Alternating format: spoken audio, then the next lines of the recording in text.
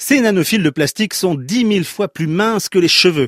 1/1000e de mètre. C'est à cette dimension que travaillent les chercheurs pour créer en volume et en nombre ce qu'ils avaient découvert cette année par hasard. Des fils de plastique très fins capables de conduire l'électricité comme le font très bien les métaux. Ces nanophiles de plastique ont l'avantage d'être peu coûteux, très faciles à fabriquer et à manipuler, contrairement par exemple aux nanotubes de carbone.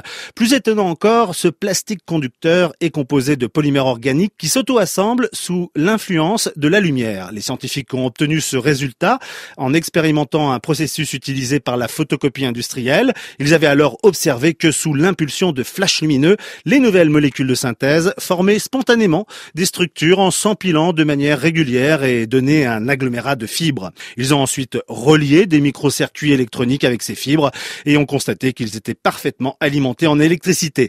La course à la miniaturisation franchit une nouvelle étape. Des nanocircuits infiniment petits, alimentés en énergie par ces fibres, permettront bientôt de créer des écrans souples, plus fins que du papier peint, dont nous ne verrons plus l'électronique embarquée, pour une informatique transparente et invisible. Les nouveaux objets de la high-tech se fabriqueront à l'aide d'imprimantes en 3 dimensions très spécialisées. Votre smartphone sera ce véritable bijou tout en nuances et personnalisé dont vous aviez toujours rêvé.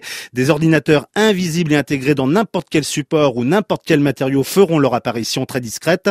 Des nouveaux objets d'ailleurs que nous commanderons grâce au tactile à l'aide d'écrans qui apparaîtront comme par enchantement sur les murs de nos salons ou dans les couloirs du métro. L'informatique du futur est déjà là. Les nanoprocesseurs vont pouvoir quitter les labos de recherche, relier les machines de l'infiniment petit entre elles et les alimenter en énergie n'est plus un problème grâce à ces nanofibres de plastique conductrices de courant. Et si vous avez des questions ou des suggestions, vous pouvez nous écrire à nouvelle avec un s.technologie au pluriel @rfi.fr.